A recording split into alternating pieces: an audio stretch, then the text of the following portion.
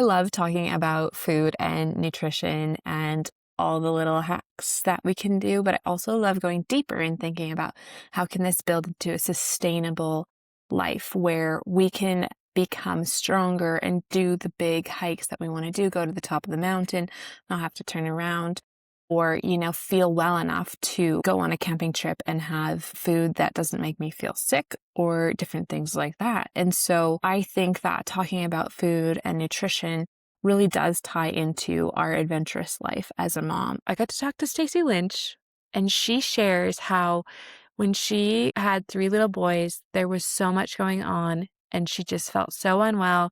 She could not do the adventures that she wanted to do with them. It was long days.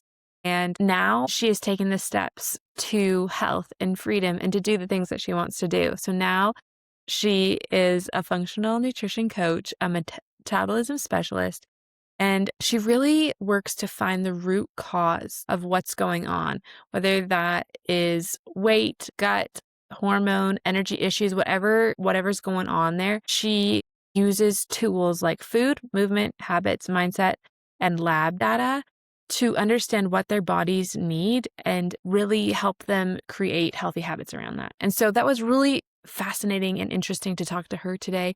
She has a lot of tangible tips and encouragement for moms who are in it and are wanting freedom in this area. So listen in. Welcome to Let's Go Outside, a podcast bringing moms together to chat about the raw, unfiltered reality of doing the exploring we love after having kids. No matter your comfort level of adventuring with the little ones, this is a space to have honest conversations about the real struggles of getting out the door with the kiddos. I'm Danica, a mama living in a small mountain town who's totally obsessed with healthy food and taking my kids outside every single day. I professionally guided backpacking trips in the Canadian Rockies, and I'm certified as a Leave No Trace instructor. On the show, you'll hear real experiences from other moms, plus tips on gear, trail snacks, and the best practices in the wilderness. Whether it's hiking, camping, backpacking, skiing, or traveling the world you want to do more of, this is your place to learn, find encouragement, and strip away any comparison. Come embrace both motherhood and the outdoors. Stick around. This is your place. Welcome to the Outdoor Mom Club.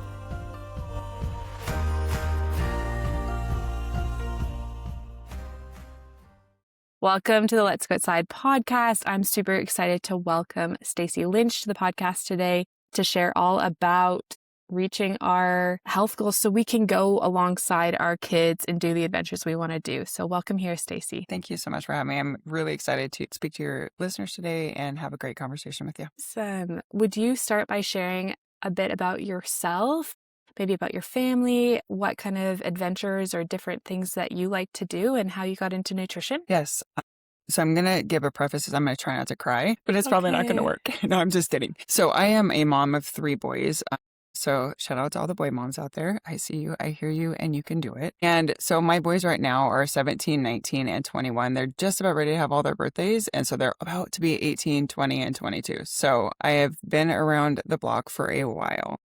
I am celebrating our 29th wedding anniversary this year, so been married for a hot minute as well. And so I think that that's just like the data points. But I think that what has allowed me to be able to be really passionate about young moms, about getting outside, about health, is because I did not have it always so easy growing up. I struggled a lot with pretty much anything you can think of, right?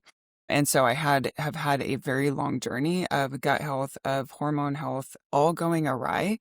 And at some point, I knew that if I did not get that under control, I was not going to be able to be the mom that I wanted to be. And so it got serious. I got serious. And so that's kind of the background, the quick version of the background of why I'm here with you guys today. That's awesome. Yes, totally. You can kind of see it happening when you have kiddos and you really truly need to lean into that.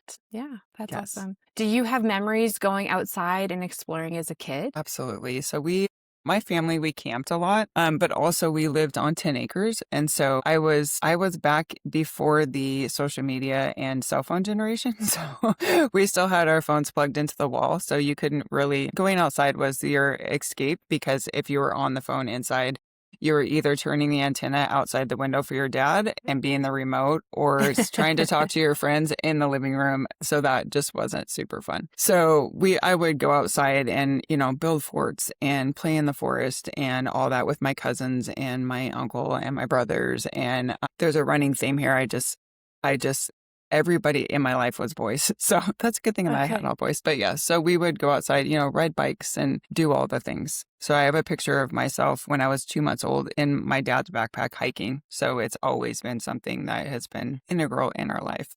That's really cool. And did you take your boys camping and do that kind of thing? Funny enough, no. Yeah. Not Okay. until they were older. So Yeah. when we did, but it wasn't like a regular thing, Yeah. probably. We would go a few times a year, but it wasn't like our thing. When my boys were small, I don't know if any of your listeners have heard of MCAS or hypermobility, but my body was very, very reactive because I had pretty much beat it up for 30 years. And it said, okay, that's enough. And so I would have anaphylactic reactions to life. There was Mm. just, and so I was fearful to go anywhere and do anything and hike with my kids because I never knew what was going to happen. And so those were the defining moments that I was kind of talking about, going, wait a second, I don't want to be a mom that's scared to do things and go places and do those things. So that's when I got really serious about getting down to the root cause of what was going on. So that's why I think when my boys were small, I wasn't able to do that. We went to the zoo. We did the fun thing, we did day outings, but not adventurous outings, if that makes sense. Mm-hmm. Now I can say that that's changed. So I'm so Yeah. thankful that that isn't it's not the MO anymore. Yeah. Yes. Okay. Well, I think for a lot of moms, we can resonate with just feeling kind of stuck or tired or being exhausted, and we think that it's from parenting, but sometimes maybe there's something deeper going on. And so, would you want to speak to that? Oh, I think that there is one of the things I think that as women, we intuitively know when something's off, but we don't always listen to ourselves. And so, yes, there is an exhaustion that comes with parenting, especially littles, right? Like I remember my boys are all like that 22 to 24 months. I had a newborn, a 2-year-old, and a 3-year-old, all at like, I remember that season. Right. And there is exhaustion that comes with that. But there's a difference of being tired and being exhausted to the point that you cannot imagine how you're going to get through your day.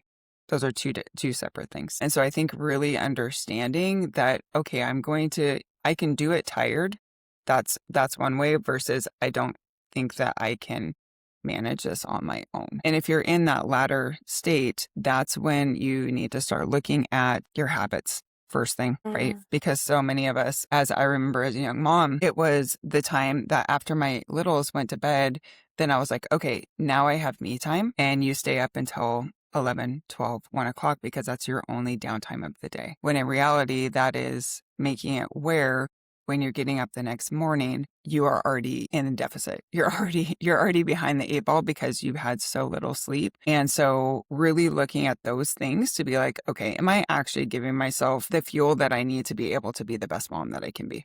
Right? Am I Mm-hmm. sleeping? Am I eating? Or am I just eating off my kids' plates? What's left over because I don't have time or I don't make time to sit down and make myself something to eat. One of the things I did when my boys were little is we had mandatory quiet time after lunch.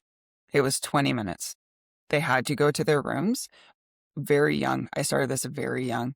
And that would be the time that I would eat by myself. I would read my Bible or whatever else needed to be done at that time. But it was mandatory quiet time every single day. And so giving yourself opportunities like that through your day, because you are the dictator of your routines as a mom, right? Mm-hmm. And so it is intentionally building those routines to serve you and your family because you're teaching your children also to be able to manage themselves and as they grow older. And we don't think they're paying attention, but they are.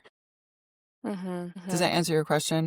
Yeah. Yeah. So was there a point when you realized that that was connected to like gut issues and inflammation and that you needed to do something about that? Or was it? I think that was just being intentional about making sure that I was not, yes, it all goes together, right? Like our bodies are not silos.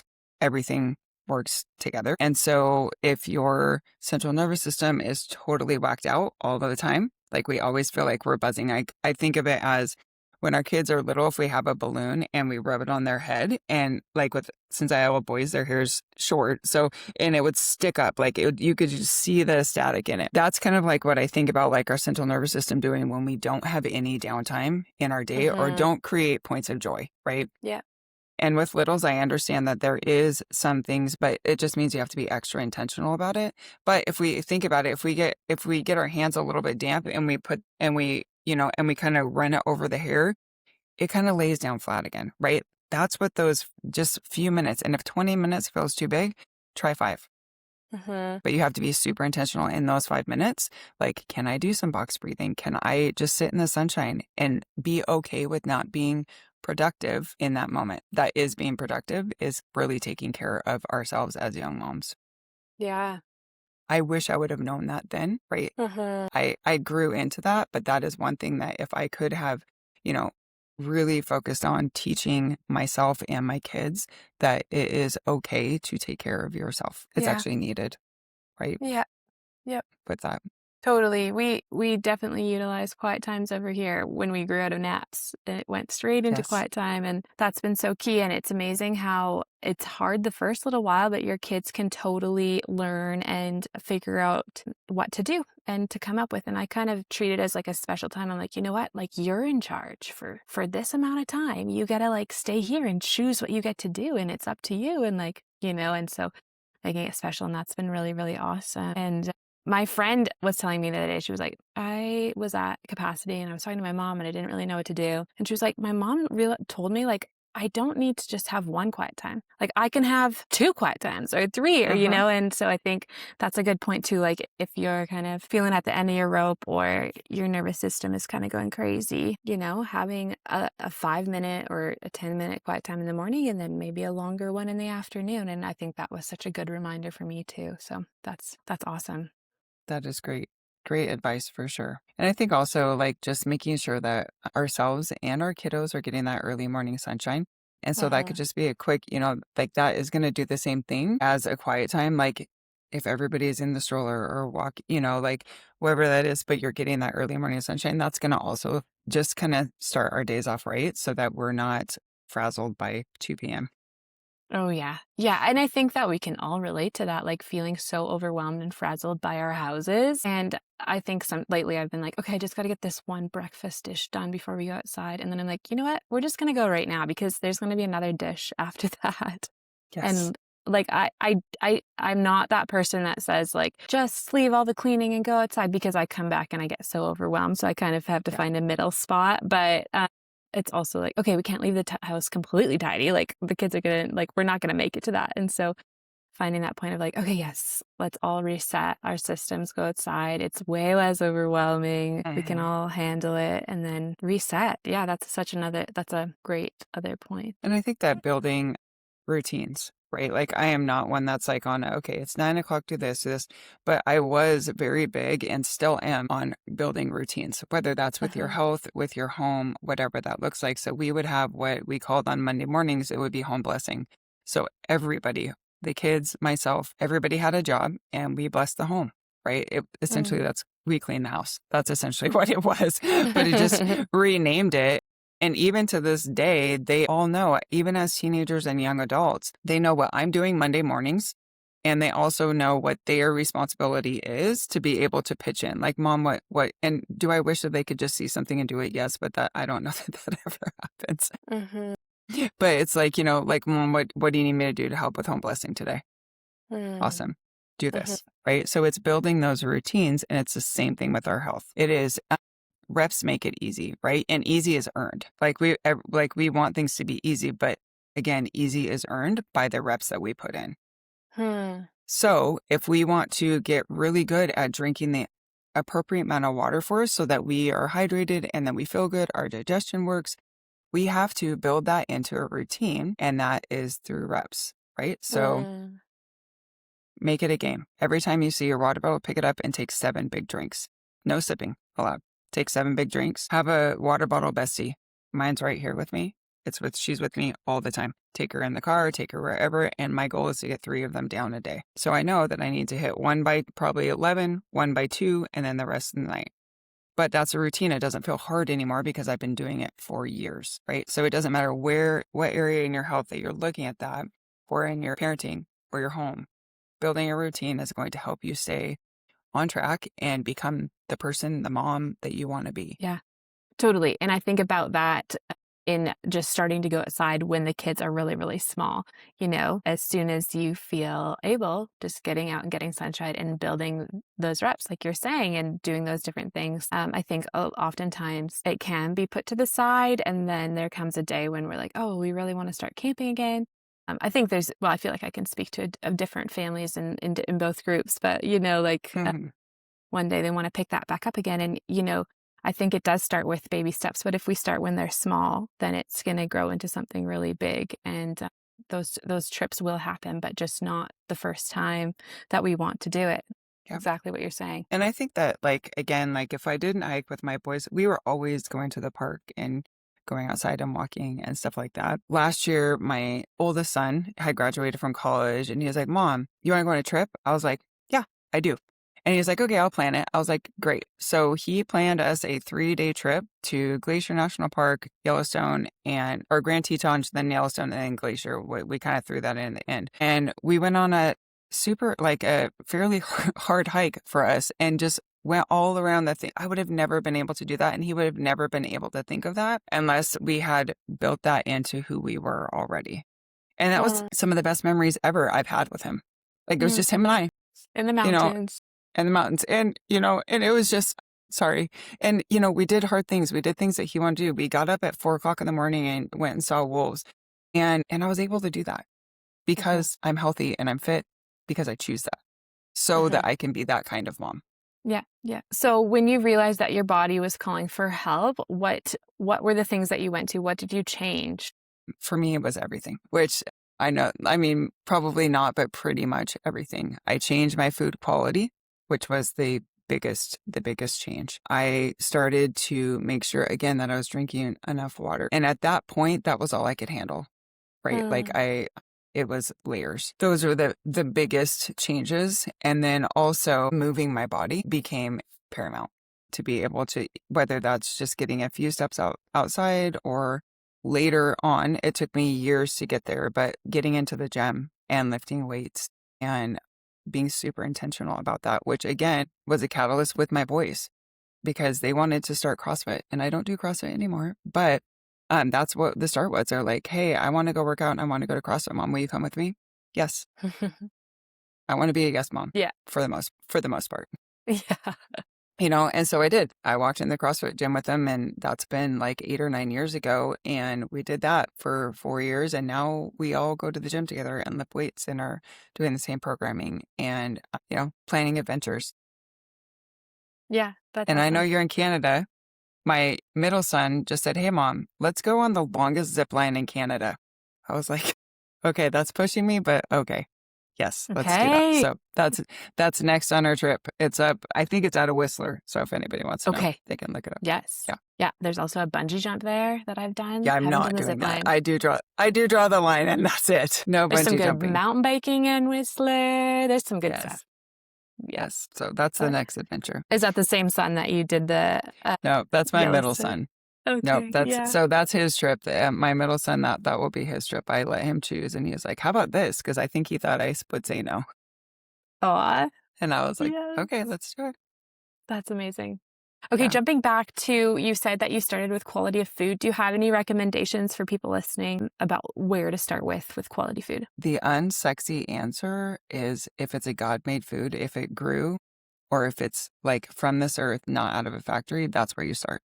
That's just the reality of it is if women are struggling with cravings, if they are struggling with having intentionality around food, and I'm not here to, vilify any foods because I understand people want to have some flexibility, but packaged food is hyperpalatable for a reason, because it sells and because it gives us dopamine hits, and it's hard to say no and it's hard to stop.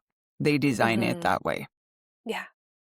And so, it's $1 billion industry for a reason, like marketing and product design. And so I would say that as much as you can, if you are eating God-made food, that is going to be the number one thing that you can do to increase your food quality. Are you getting a fruit and vegetable at every single meal?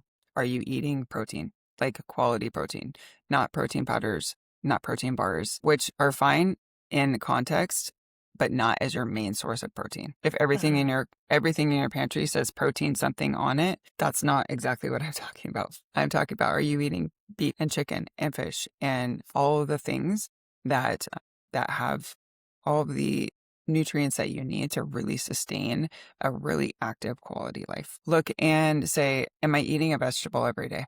Are my kids eating a vegetable every day? Yeah. And if you're not, start there. Yeah. Totally. And Totally. then if you have one a day, can I get one at every meal? And that's the Yeah. next step. Yeah. Yeah. That's so good. When I talk to people about health and nutrition, one thing I'll often say is like, what's the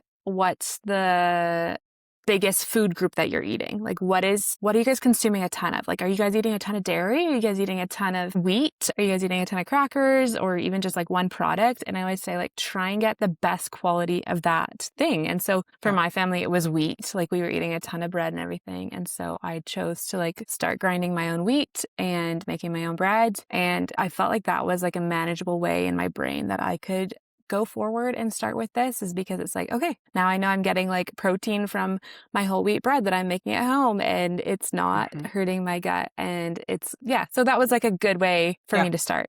Yeah.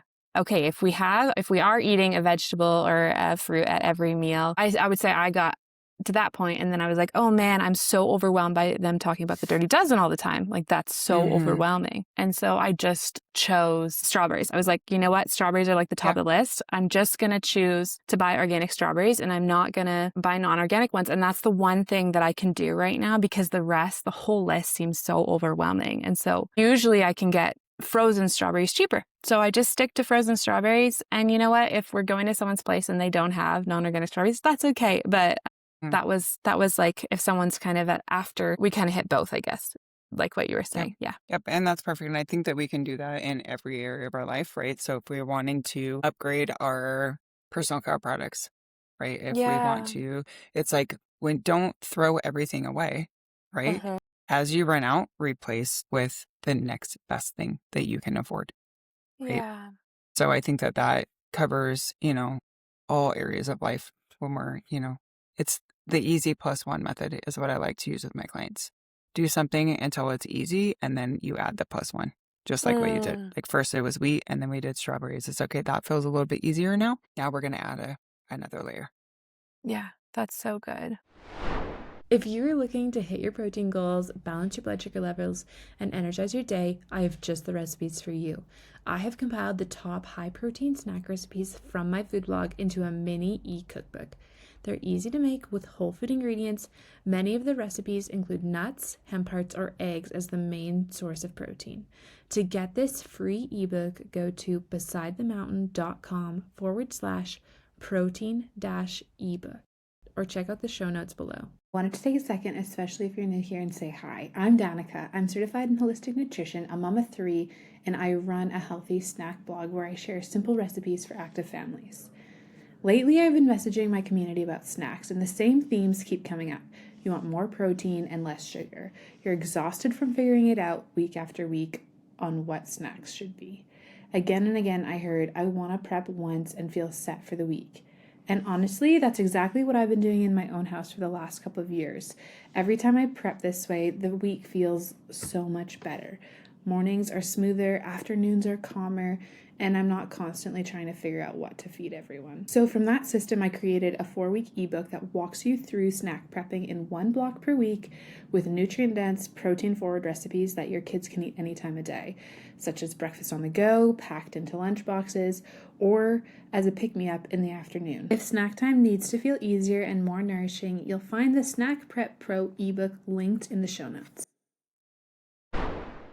And do you have any insights for how to create small habits, that just any words of wisdom when we're creating those habits, trying to do those things, maybe even motivation, but as we're trying to maybe regain energy that we don't feel like we have right now, or if we're trying to help fix our guts or do these things so that we can go on bigger camping trips or just hikes or road trips. Yeah, I'd be curious if you could speak to that. So you kind of have two different methods. One would be, pick the biggest needle mover and choose that. But if that is the case and it feels really hard, like you said, the propensity to do it is not going to be very likely, right? So I like to say what feels the easiest to change first, right? If that's drinking another 16 ounces of water a day, choose that. Like choose whatever feels easiest instead of what you think is going to be the biggest, like the biggest bang for your buck. Because once you get really good at the easy things, that gives you self-trust to move to the harder things, if that makes sense. Right? Because you already know you can do hard things. You've already done it. You have a success trail. Right. And success leaves clues. So you can say, okay, how was I successful implementing the thing that didn't seem super hard? Great. You're going to use the same things to tackle something that might be a little bit bigger. And so for digestion, if we're going to go back there, the first step in digestion is to pause and take a deep breath before you start eating instead of inhaling your food. So that might mean that I'm going to set a boundary of I'm going to sit down when I eat. I'm not going to stand up at the counter and eat. And then second would be I'm going to actually take a deep breath before I eat. And so those are your first two steps. And once you get that down, then you can keep going. But start with my first boundary is I'm not going to stand up when I eat, and it's going to go on a plate, and I'm not going to eat off my kids' plates, right? Like it's how you're eating. And then you're taking a deep breath and you're going to enjoy your food that you have. Mm-hmm. That's the first step of digestion. Yeah, I love that because it's not even buying anything. No, it's totally free. Right? Like you can literally you can implement that at dinner. That's great. That's good. Okay, if you were sitting down with a mom right now that was feeling completely discouraged by her limitations, what would you say to her? That is one step at a time, right? That it, like you said, and we've alluded to, being overwhelmed is the enemy because it puts us into, well, I don't even know where to start, so I'm just not going to start. I just don't know what to do, so I'm going to do nothing, which is human, right? So it is, again, coming back to that, just taking one action and one step today. And I know this is ridiculous, but make yourself a sticker chart. If you're potty training your kids and they have a sticker chart, make one for yourself for the same thing, right? And if you have something that you want your kids to also participate in, right? Because if you're teaching them to take a deep breath before they eat their meals, you are giving them a skill and a health benefit for life. So give everybody a sticker chart, right? And when you guys do it together and celebrate together because it's fun when you do things together. Right? So start super small. That's good. Get a sticker chart, have fun with it, and build from there. That's so good. So looking back where you were before and where you are now and saying, wow, I actually did this. How are you feeling about that? Where are you at these days? I'm proud, right? Because it's taken it was a rocky road to get to this point. And there's been a lot of times that looking back, I could have and probably did give up just a little bit. But I would not let myself continue on that path. And all honesty, it's an everyday choice. And so I think that just like nobody ever arrives, right? Because there's constant movement and change in our lives. And we are given new things to carry, right? Like nobody ever told me that. And I'll give you guys a little tip. Toddler is not the hardest stage. It's the busiest stage and it's a lot, but nobody told me that, guess what? When your kids are older adults and they're just coming into who they are, there's some heaviness there too. There's so much fun. But there is a lot of big decisions that are being made during that time that are lifelong, life-altering decisions.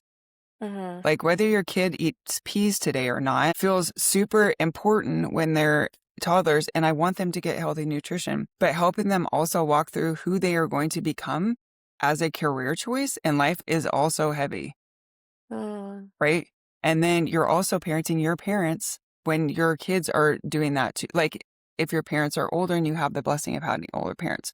So I guess what I'm saying is every stage has blessings and challenges. Yeah. And so there's never a point of arrival because really if somebody they're like, okay, I'm done. What kind of life is that? Right? So really just, I think that bringing back to your question. I'm so thankful that my body can do the fun things with my boys right now. We go play pickleball, we go work out, we go hike, we do all those things. And if I wouldn't have paid attention then, one, they wouldn't have wanted to do that. Because even when I didn't think that they were listening to me when I said, you need to eat more protein, let's go outside and have a walk.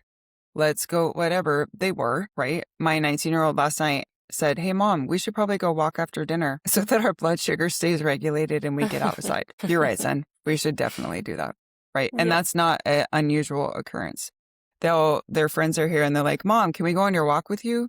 We'll take the football and we'll throw it. And then they want me to throw the football to them, right? Like I'm almost a 50-year-old woman. I never played football in my life, but they want me to throw them a spiral because they taught me how to do that because we did that when they were little.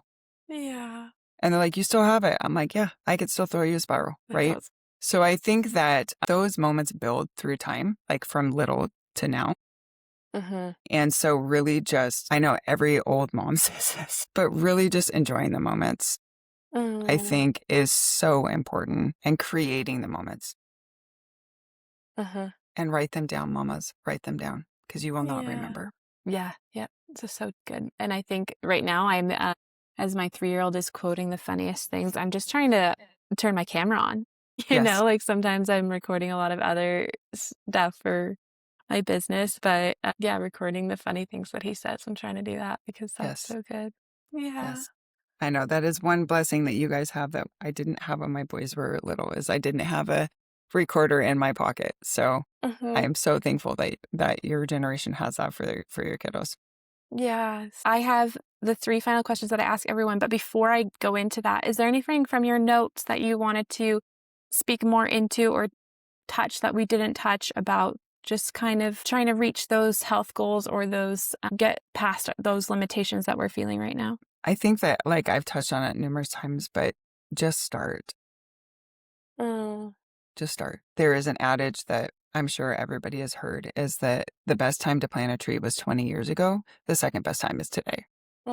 Yeah. So, and there's so many people that are there to walk beside you that you don't have to do it alone. Right? Like, and so if that means reaching out to somebody for help, that's what I wish I had at that point. And that's why I do what I do now.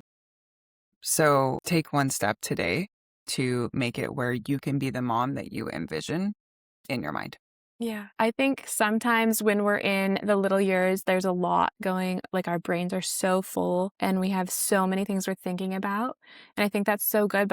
And I think even just like one thing to know, to hear from you to start with would be helpful. Would you say that's water, or would you say there's something else to just increase our energy levels? I'm going to tell you a little secret first, that so much in our brain that doesn't ever go away. That's whether you have littles or you have bigs. And I think that, so my mom, I'm very close with my mom too. And they have 7 grandkids, and they have the 3 of our kids plus all our spouses. And she would say the exact same thing, and she's in her 70s, right? So that doesn't go away. It's hard for me to say to do one definitive thing because everybody is at a different stage of their journey. One thing I know that is super effective for everyone, no matter what you're dealing with, is to create and we haven't even talked about this at all, so I'm throwing this at you, is to create a nighttime routine, whether it's 2 minutes or 20 minutes, to get yourself settled and in bed.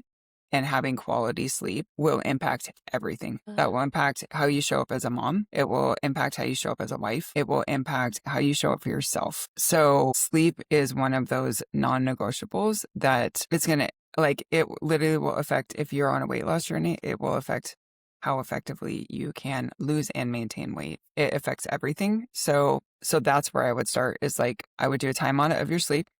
Even if you don't have like a sleep tracker, and this isn't a plug for Aura, but Aura does have the best sleep tracking. But even if you don't have a tracker, it's like, what time are you going to bed and what time are you waking up usually? Keep that consistent. Make sure it's 7 or 8 hours. And I know all you mamas just laughed at me and said, I get up every 2 hours to feed a kid. I get that, but make sure that you are getting that, like factoring that in when you're doing that, when you're taking your sleep audit, and really make that like sleep your full-time job. like make that like your full-time priority job, because you will be a better human if you can get enough sleep. And so all of you can send me hate mail now, knowing that you all have littles and you're getting up multiple times a night. But you still can set yourself up for a good night's sleep with a 5 to 10 minute wind down routine that doesn't involve your phone. Yep, totally. I think it's choosing, having that time in our phone being like, go to sleep, go to bed. Your kids are asleep and I know you're energized now, but time to go. Yeah. But again, like it's the same thing, like reps equal easy, right? So it's the same, like if you're starting, that's why you build the routine, because as soon as you start that routine, and it could be a smell, it could be a whatever that is, it's like your body will automatically start associating that with sleep and start winding down when you are ready or when you need it. That's good. That's awesome. Okay. Thank you, Staci. As we close out, let me ask you our 3 final questions that I ask everyone that comes on the Let's Go Outside podcast. The first one is, would you share a story about your favorite moment outside with your kids? Yeah. And I think I shared quite a few on here. But it could be the big grand things, right? The hikings, all those things. But really it's when they ask me to go on a walk with them just right outside our front door, or to go with me on my walks. That's my favorite. Because we get to talk. They let me in on their life. And sometimes that isn't always the easiest when they're teenagers, because things are going, phones are here, friends are here, and so I think that right now is my most favorite moment, better than the big hikes and those type of things, which are fun, but I would much rather have the little touches all week long with them. Yeah, totally.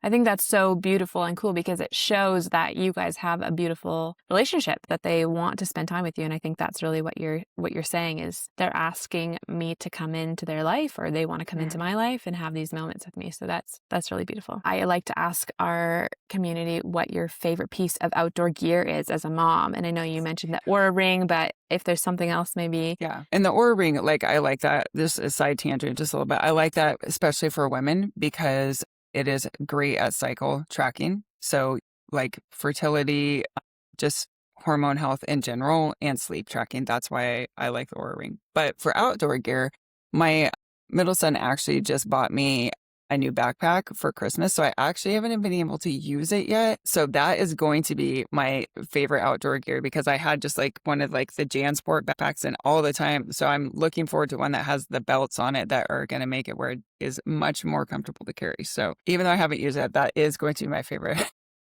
I love it. And good shoes. Shoes. Yeah, totally. That's awesome. Okay, Staci, can you share with us where we can follow along with you, get connected with you, and any call to action you have for us? So you can follow along me. I'm most present on Instagram under Building to Thrive. And so I'm there usually every day. I love to have conversations. So if anybody has any questions or comments or anything that came up after you listen to this, please reach out. I am so happy to help and meet new friends or be a mentor, right? Like I know I'm getting into that age where now I can mentor young moms. And so I'm more than happy to connect with you guys on Instagram. My call to action for you, again, is to not just let this go in one ear. If you've taken the time to listen and anything has resonated with you, to do something with it. Because all of us are very good at letting it go in and being like, ooh, I should try that. Ooh, I should do that. But not necessarily with the follow through. So do something, decide on something right now that you're going to take and do today and tomorrow. And then the next day. And don't let it go. Just come in and sit there, because there is no change in consumption. There's only change in action. That's good. That's good. So that would be my call, is to take something and do something with it. Yeah. I think mine is sitting down for food with my kids. Man, that's kind of gotten bad the last since having 3 children. Man, yes. The third is definitely a change. Okay, thank you so much, Staci. We're so thankful that you could share the words of wisdom today, and that you could just come alongside us as a wise mother that has experienced raising children into healthy boys that want to have a good relationship with you. So thank you so much. I'm a blessed mama, and thank you so much for having me. It's been a pleasure to be here with you today. Hey, thanks for listening today. I'd love to invite you to join our Facebook group, the Let's Go Outside Facebook group. It's where the conversation keeps going with other moms. We kind of chat about what our favorite places are. I like to encourage people. It's just a really cool place to meet more moms. So you'll find the link to that group in the show notes, along with everything we mentioned today, whether that's gear or the places that we like to explore. So thank you for being here and being a part of this community.